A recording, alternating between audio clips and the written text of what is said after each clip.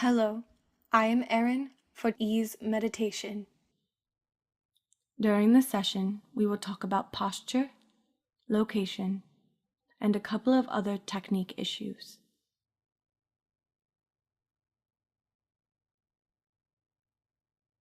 Remember that these are just guidelines, so do what works best for you.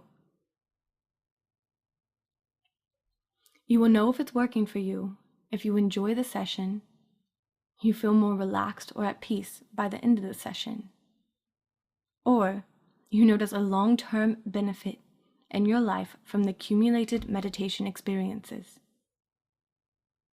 There are a couple of important things that are required. The first being regularity, and the second being time spent. We mention these two because all the scientific studies done to date suggest that doing meditation on a regular basis is essential for forming the habits and changing the neural pathways. When meditation programs are studied by scientists, they find that the best effect comes from 10 to 20 minutes per day. Almost every day, especially when you are first developing meditation skills. So, just to repeat, 10 to 20 minutes almost every day. You can do it as many times a day as you want. It's customary to choose a symmetrical posture, but there is no rule. The reason is fairly simple. Typically, symmetrical positions are the ones with the least stress on your body. Think about it this way. It's easier standing on two legs than one. You may sit or lie, whichever you prefer. There is no evidence of one being better than the other. You do not have to keep still, and this isn't a competition to see how long you can sit still for. If you begin to feel uncomfortable, then change your position. And when you do, don't rush the change. Simply find a good, comfortable position, and then carry on. Posture and breathing. Notice your breathing. One thing you will be asked to do many times in one meditation, and probably in most meditations, is asked to notice your breathing. You will also be told to be an observer, to notice rather than to change. You need to notice your breathing. Don't change your breathing because you're noticing it. It is a passive noticing, a very light focus that is required. The easiest way to notice your breathing is to learn the habit of belly breathing. Breathing with your belly relaxed, filling the lungs in a way that you fill it up, and so that your belly contracts and expands with each breath. Place one hand on your belly, close to your groin. Place the other hand on your heart, your chest. Now you are in the best posture to notice your breathing. So you don't want to be rigid, not sitting too straight.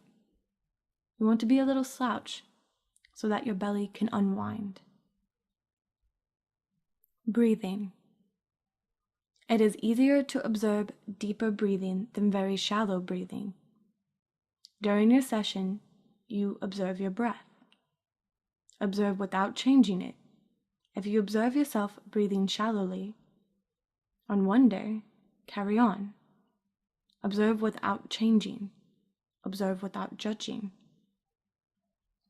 There appear to be many advantages to deep breathing, but so far there isn't any evidence that deeper breathing is better for meditation. Many teachers actually say that shallow breathing is almost unnoticeable, and that's the best. The problem as we see it, as novices, how can we notice things that are almost unnoticeable? So we need to change it up. Sometimes you should change things up. Change the position. Sit in a different chair. Don't use symmetry. Symmetry can be boring. Sometimes it's nice to feel new sensations. Then there are active and passive positions. Can you meditate in an active position? Standing, for example, or with your stomach sucked in, or holding on to something? Most people say no, that you need to be passive and relaxed, but that isn't always true.